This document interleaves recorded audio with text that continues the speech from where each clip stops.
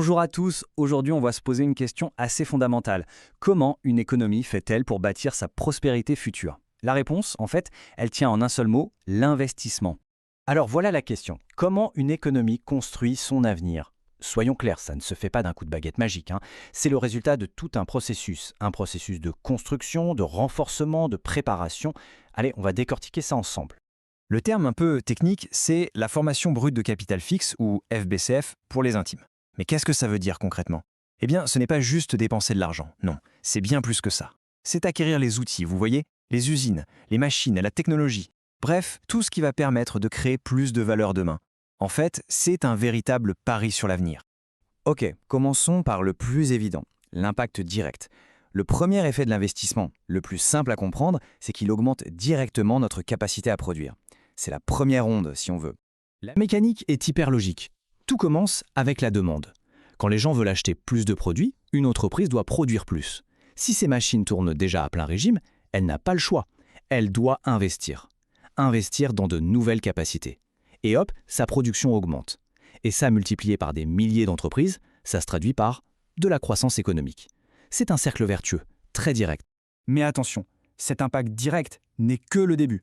En réalité, les effets les plus puissants de l'investissement, ils sont souvent indirects. Ils se propagent dans toute l'économie, un peu comme des ondes à la surface de l'eau. L'idée clé, c'est qu'un investissement ne reste jamais isolé dans son coin. Il envoie des répercussions bien au-delà de son point d'origine, et ça déclenche toute une série de réactions en chaîne. On va en explorer deux en particulier. Alors là, il faut bien distinguer deux choses. D'un côté, on a ce qu'on appelle les externalités positives. C'est un peu des cadeaux inattendus, des bénéfices non intentionnels qui profitent à d'autres. De l'autre côté, il y a l'effet d'entraînement. Lui, il est bien plus direct. C'est une réaction en chaîne où un investissement tire activement d'autres industries avec lui. Prenons des exemples concrets pour que ce soit plus clair. Quand l'État construit une nouvelle autoroute, toutes les entreprises de la région en profitent. Leur coût de transport baisse, alors même qu'elles n'ont rien payé pour cette route. Voilà, ça c'est une externalité positive.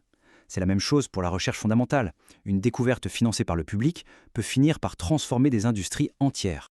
Et pour l'effet d'entraînement, cet exemple est parfait. Une seule entreprise décide de construire une usine. Imaginez tout ce que ça déclenche. Ça met immédiatement en mouvement tout un écosystème. Les fournisseurs de matériaux, les entreprises du bâtiment, les services de logistique. D'un coup, tout le monde voit son carnet de commandes se remplir. Bon, la théorie c'est bien, mais passons aux faits. Est-ce que les données du monde réel confirment ce lien très fort entre l'investissement et la croissance? Pour le savoir, on va aller voir ce qui s'est passé en Tunisie sur une période de quelques années. On va se concentrer sur 2 années clés. 2 années qui montrent des trajectoires complètement opposées. En 2018, on a une forte croissance dans l'investissement. Et puis en 2020, c'est la chute spectaculaire. La question c'est, est-ce que l'économie dans son ensemble a suivi le même chemin? Voyons ça. Le contraste visuel est saisissant. On passe d'une croissance saine de près de 8% en 2018 à un effondrement de plus de 30% en 2020. C'est un changement de direction qui est pour le moins radical.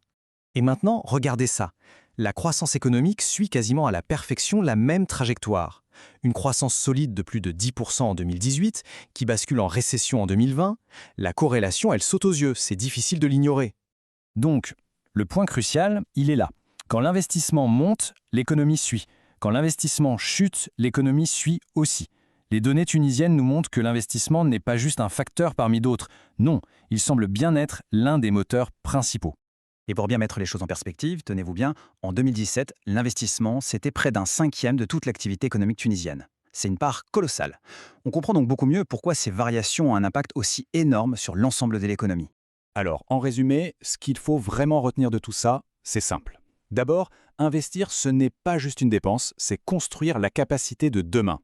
Ensuite, ça a un double effet. Ça augmente la production directement et ça génère des bénéfices pour tout le système économique. Et enfin, on l'a vu, ce n'est pas juste de la théorie, les chiffres le prouvent. Et ça nous laisse avec une question fondamentale pour finir. Si l'investissement est à ce point le moteur de la croissance future, alors qui doit appuyer sur l'accélérateur? Les entreprises privées qui cherchent le profit ou l'État qui peut avoir une vision à plus long terme pour la société? La réponse à cette question, elle est vraiment au cœur de tous les débats économiques d'aujourd'hui.